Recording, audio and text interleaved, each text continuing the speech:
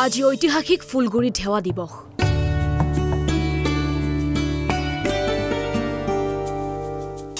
বিভিন্ন কাৰ্যসূচীৰে উদযাপন ফুলগুৰি ঢেৱা দিৱস। অনুষ্ঠানত উপস্থিত থাকে মন্ত্ৰী কেশৱ মহন্ত। ফুলগুৰি ঢেৱা স্মৃতি সৌধত বন্তি প্ৰজ্বলন মন্ত্ৰীগৰাকীৰ। ৰহাৰ ফুলগুৰি ঢেৱা স্মৃতি ৰক্ষা সমিতিৰ উদ্যোগত বিভিন্ন কাৰ্যসূচীৰে উদযাপন কৰা হয় ১৬৪ সংখ্যক ফুলগুৰি ঢেৱা দিৱস। পুৱা পতাকা উত্তোলন আৰু বন্তি প্ৰজ্বলনেৰে আৰম্ভ হোৱা অনুষ্ঠানটিত উপস্থিত থাকে মন্ত্ৰী কেশৱ মহন্ত। ফুলগুৰি ঢেৱা স্মৃতি সৌধত বন্তি প্ৰজ্বলন কৰি ফুলগুৰি ঢেৱাক ব্ৰিটিছ শাসনৰ এক কৰুণ কাহিনী বুলি মন্তব্য কৰে মন্ত্ৰীগৰাকীয়ে। প্ৰথমতে ১৮৬১ চনৰ ১৮ অক্টোবৰত আমাৰ মাজৰ পৰা যি ফুলগুৰি ঢেৱা, যাক আমি কৃষক বিদ্ৰোহৰ প্ৰথম এখন স্বাধীনতাৰ সংগ্ৰাম বুলি ভাবোঁ, যিসকল শ্বহীদ হ'ল সেইসকললৈ পোনপ্ৰথমে মই শ্ৰদ্ধাঞ্জলি জ্ঞাপন কৰিছোঁ। মই নিশ্চয় চৰকাৰৰ ওচৰত এইটো কথা দাঙি ধৰিম যে ইয়াক এটা সংৰক্ষিত কৰিব লাগে। যি ধৰণে আমাৰ চিপাঝাৰত জানুৱাৰী ২৮ তাৰিখে হৈছিল, সেই কৃষক বিদ্ৰোহ ইয়াৰ পিছত আৰু আমাৰ ইয়াতো এইখিনি চৰকাৰৰ এটা ব্যৱস্থা ল'বলৈ ৰাইজৰ চেষ্টাত যিখিনি হৈছে বাকীখিনি মই নিশ্চয় চৰকাৰৰ ওচৰত দাঙি ধৰিম।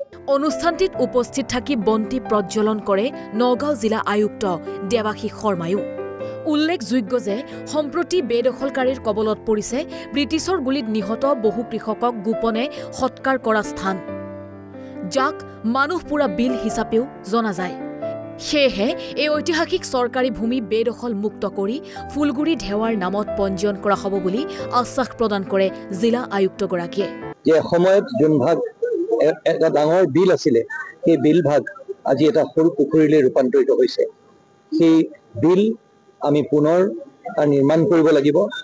আমি সমাজখনলৈ সেই বিল তথা সেই ঐতিহ্যপূৰ্ণ ইতিহাস আমি ঘূৰাই আনিব লাগিব।